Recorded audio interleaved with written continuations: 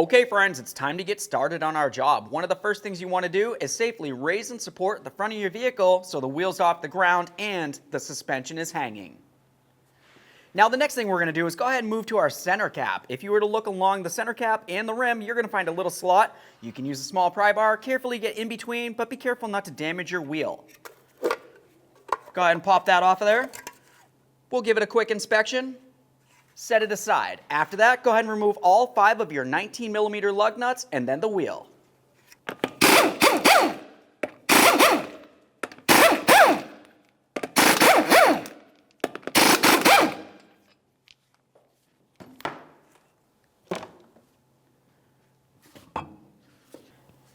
Now that that's out of the way, the next thing we want to do is just have a quick look at what's going on. We're going to have to take this entire knuckle area and the brakes right off of here so we can have access down in this area. Now with all that said, let's go ahead and follow this ABS wire, which is the small wire, all the way up, and you're going to notice it goes up into the engine compartment right along the wheel well. Let's make our way into the engine compartment real quick and disconnect it. So inside the engine compartment, I can find that ABS wire, and then I can see right where it connects into. To remove that wire, you're going to want to go ahead and press on the little square tab. Once you have it pressed in, you can go ahead and pull the wire out of the harness. For this, I'm just going to use a small flathead screwdriver. I'll press down, gently twist. Once it starts sliding out, you can go ahead and pull it right out of there. Every time you disconnect an electrical connector, you need to take a peek. If you see any funny colors, it's probably corrosion and it would need to be dealt with. This looks fine, so let's go ahead and push this down. And let's get back into the wheel well. Now from back inside the wheel well, let's continue on with a small trim tool. If you were to follow the ABS wire up behind the upper control arm, you're going to find a little area that it mounts into. I'm just going to go ahead and pry that right out of its position in the strut tower.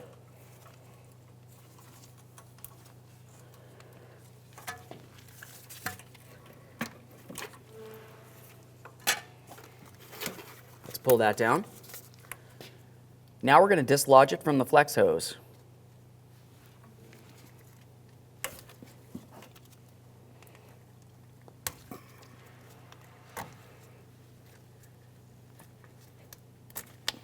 Now we can move along to this area right here. For this clip, just use a small pocket screwdriver. We're going to carefully get underneath this area, gently pry. Should want to separate.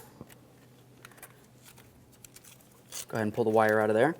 Now, of course, you're going to want to be very careful with this ABS wire. It's extremely delicate. You don't want to rip it, tear it, or break it in any way. Go ahead and tie that up in an area that it's not going to get caught on anything as we continue.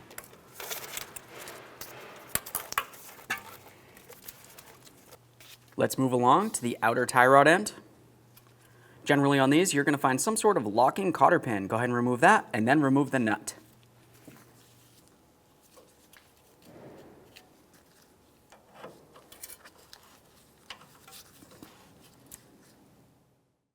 Now we can remove the nut with a 21mm.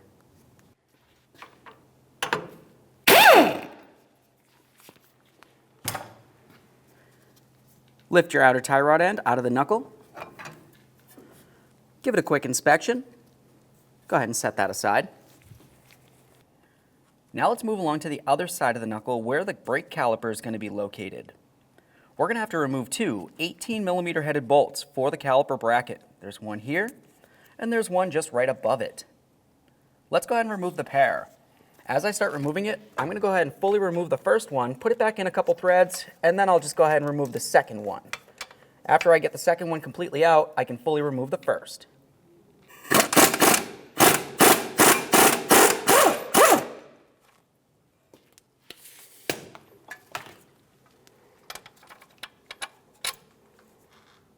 It's a good idea to inspect the bolts as you go.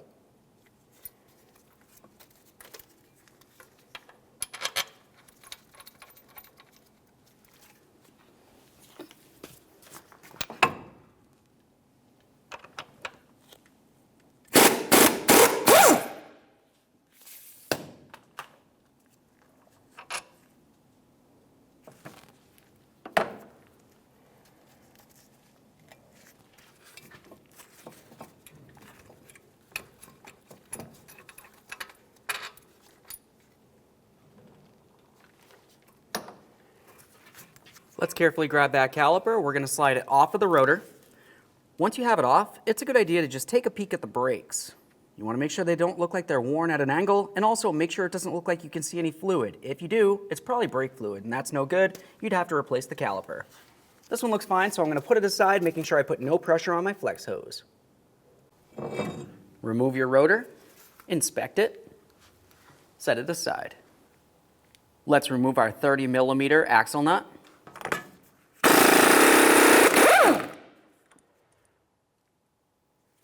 The next thing you're going to want to do is use a hammer and a punch. We're going to come right in the center of the axle and try to break it free from the wheel bearing. You can see right in here, there's some splines. If yours looks like it's rusted, just apply a little bit of penetrant. Once you're sure it's broken free, we can continue on to our upper ball joint nut. Let's use an 18mm to remove this nut.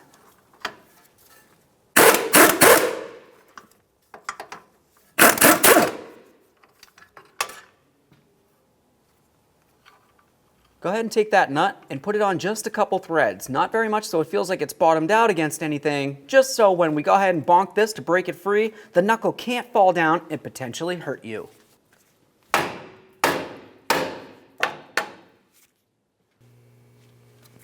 So now that we have that separated, let's continue on by removing the nut for the ball joint. With the ball joint nut off of there, we can go ahead and lift up on this. We'll carefully set this aside, making sure that we're not putting any pressure on our axle boots. Now that we have that separated, let's continue on with a safety strap. I'm going to go ahead and take this, put it through the ball joint hole in the knuckle. I'll bring it up and around, go ahead and tie it into position so it's nice and tight.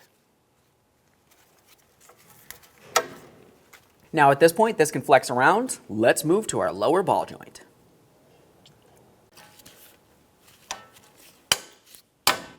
Typically, you're going to find some sort of locking cotter pin, but if it's rotted inside there, just go ahead and break off the piece that's hanging out. Use a 24mm socket to remove the nut.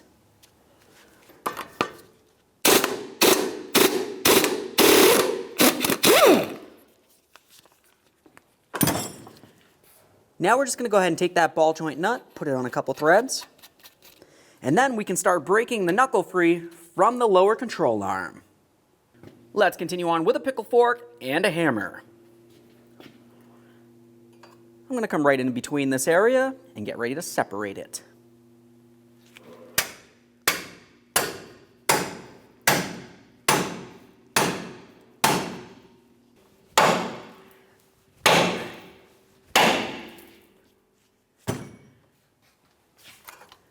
Once that's separated, go ahead and remove your tool. Now we're going to lift up on the knuckle a little bit. We'll remove our safety strap.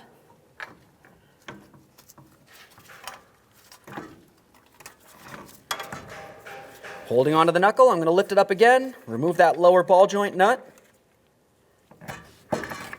Now we can start sliding it down and remove the axle from the wheel bearing at the same time. Let's go ahead and set this aside.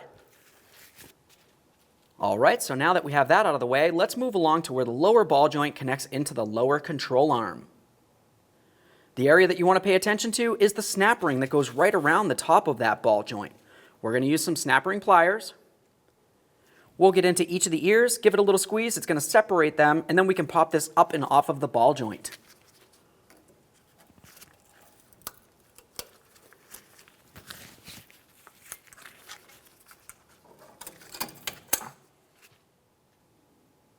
To press the ball joint out of the control arm, you're going to need several adapters and also a ball joint press. Now what we're going to want to do is use the adapters along the bottom of the ball joint. You want to find one that's wide enough to fit over the ball joint and directly up against the control arm along the bottom. For the bottom adapter, you're also going to want to make sure that it has a hole along the bottom. That's for the stud to make its way through. Go ahead and get that in position, making sure that the stud is lined up with the hole. We'll put our ball joint press in place. Go ahead and snug this up. Once we have this bottomed out, we'll go ahead and start driving this down. You're going to watch the ball joint fall right out of the control arm into these cups.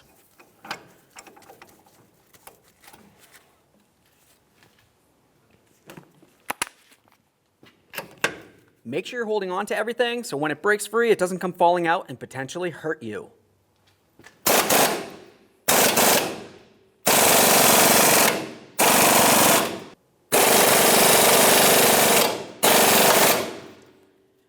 As you saw, it just broke free.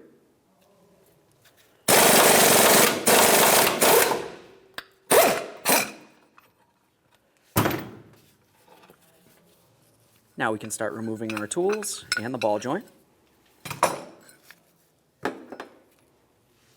There it is, friends. Once you have that hole cleaned up, make your way along the bottom. It's super important to make sure that it's clean under there so there's no debris in the way as you're pressing in your new ball joint.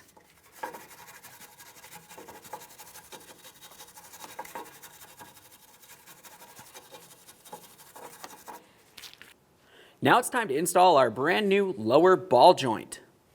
The only thing that I really need to pay attention to on this is the lower stud. You can see the hole where that cotter pin is supposed to go through. Now typically it's going to be easiest to put in the cotter pin when you're done if it's facing forward to rear, not necessarily this way because then it'll be aiming right at the knuckle. Now all we're going to do is just go ahead and take this, we're going to put it in up against the bottom of the control arm. It's going to fit right in there. When we press this up, we're going to come along this lip right here, but being very careful not to damage our boot or even the stud in any way. Just going to take one of these adapters, and you can see it's pressed directly against it, and it's not making contact with anything I mentioned. Let's make sure we have that stud hole lined up in the position we want, forward and back. Start bringing it up into position. Now the next thing you're going to want is a cup that comes over the top of this because you have to keep in mind the top of the ball joint is going to come up and out of the control arm a little bit. So I'm just going to have one of these cups. You can tell that it's not hollow because we're going to have to press against it. We'll just put that right in place so the stud can make its way up and through. Now I'm going to continue on with another adapter that has a hole through it for the stud to fit in. Let's grab our ball joint press and put it in place.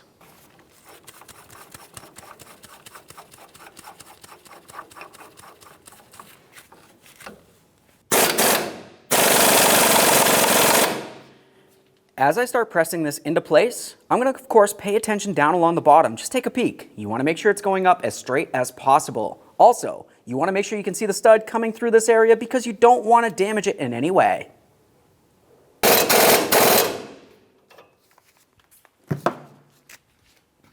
Now, once I have full pressure on this, I'm going to continue on causing a little bit of vibration with a hammer.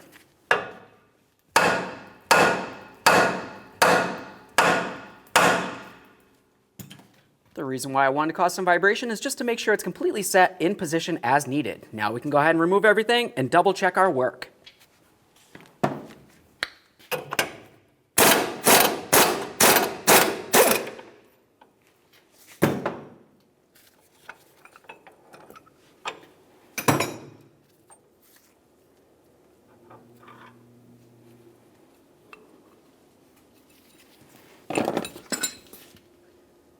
You want to make sure you check along the bottom to make sure it's completely seated the whole way around. And also look along the top. Up along the top, what you want to look for is the snap ring section. You can see that there's a little groove. Make sure that's completely exposed all the way around. Assuming it is, let's grab that new snap ring and get it in place. Let's put that snap ring into our snap ring pliers. We'll go ahead and start spreading that a little bit, set it into position. Once you feel as though you have it in position, you just want to go around it with a pick or a screwdriver or something the like. Essentially, you just want to make sure it's nice and tight and it's not going to fall out of place.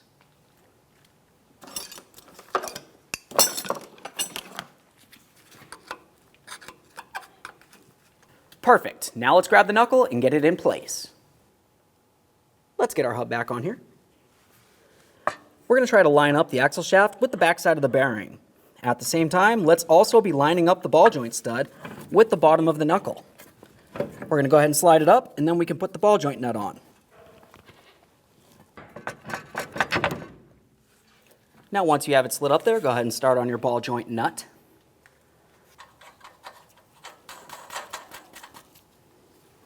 Now let's go ahead and take that ball joint stud. We're going to put it right into the knuckle. We can pull this down, start our nut on there.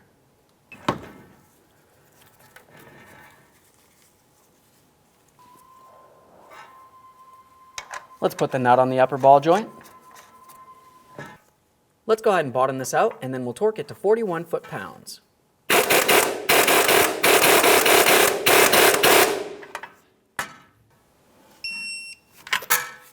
Now we can bottom out the lower ball joint nut, and then we'll torque this to 129 foot-pounds.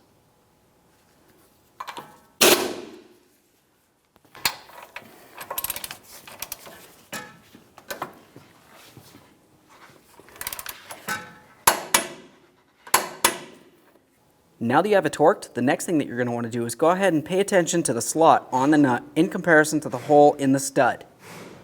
If it's not lined up, you need to continue tightening this nut until the very next slot does. After that, you can put in your locking cotter pin.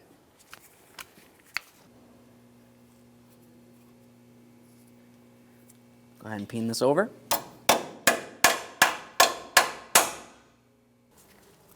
Let's get the outer tie rod in place.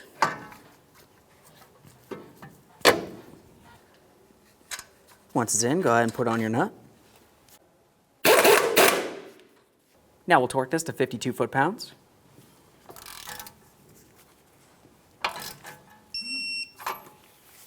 After that, you know what to do. Make sure that the slot matches up with the hole, put in your locking cotter pin.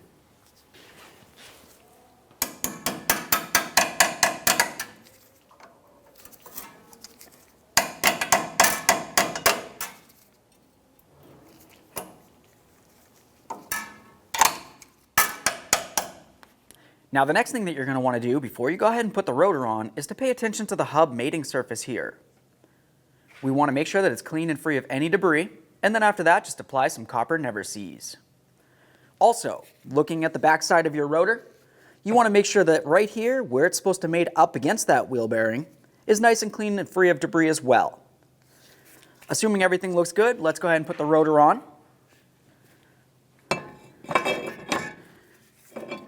Now at this point, I always just put one of my lug nuts on there, only to hold the rotor in place while I continue.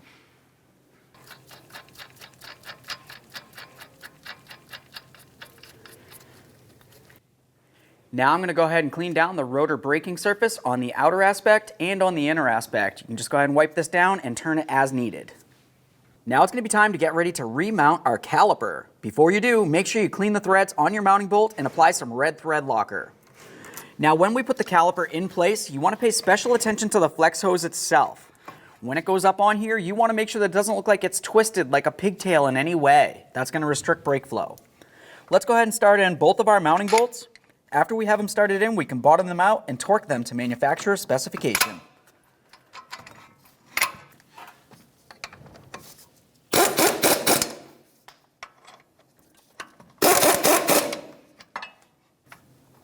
Once you have them snug, go ahead and torque each of them to 90 foot-pounds.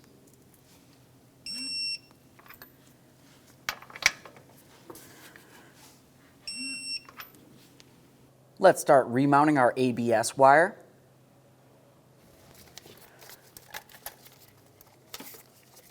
Now for this, you of course want to make sure that it runs along the brake hose, and it's going to make its way up along the strut tower behind the upper control arm. It's going to make its way all the way up here, and then of course we'll be plugging it in inside of the engine compartment. Let's start putting this in place. Now as you follow this, you're going to find that there's a small groove right here that needs to fit into this clip. We'll go ahead and latch that in, listen for a click, make sure it's secure as we go down the line.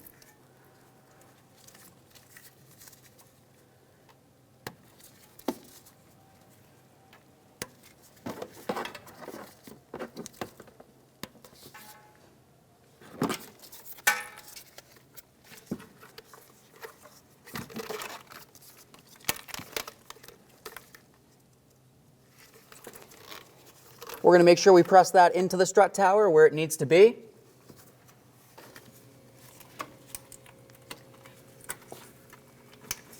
There we are.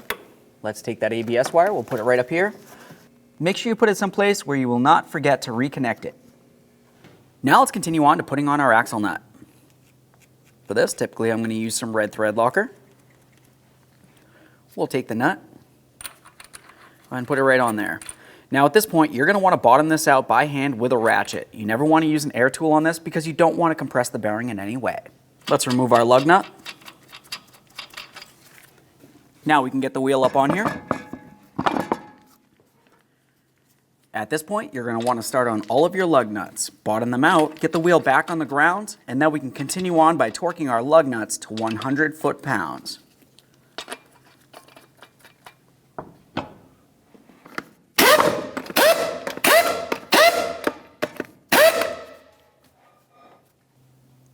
With the wheel safely back on the ground, we can continue on torquing our lug nuts to 100 foot-pounds.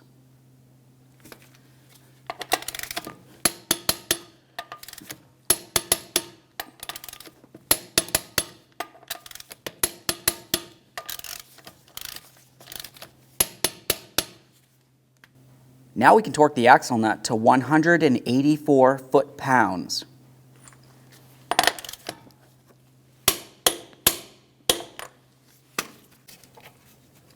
Let's make our way back under the hood and reconnect our ABS wire. Get that in position. Slide it in, listen for a click. Give it a tug to make sure it's secure.